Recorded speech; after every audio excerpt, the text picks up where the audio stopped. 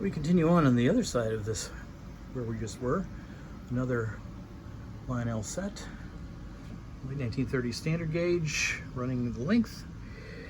And then all kinds of interesting things. This is a seat, portable seat from the 1939 World's Fair, which my dad attended. This is his, among a whole bunch of things, cast iron pieces original with dad as in his childhood. A people mover from the 1939 World's Fair was a souvenir, which he bought at the fair.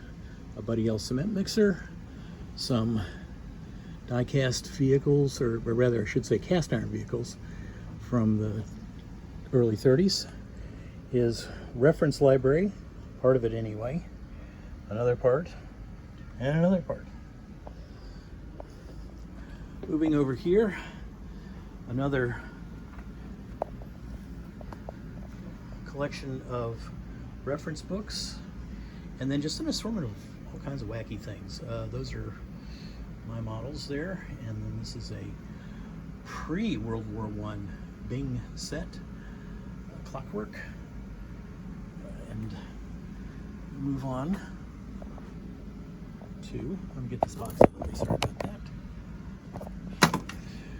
This is a Strombecker wooden model of the DC-3, and then just various reference books, vintage late 20s, early 30s models.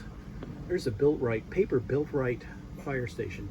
They made a number of buildings for train layouts, and you'll see more of those later on. Tootsietoy ships from the early 1930s, scale model vehicles, and then just an in and out box with everything that's come in and never gone out.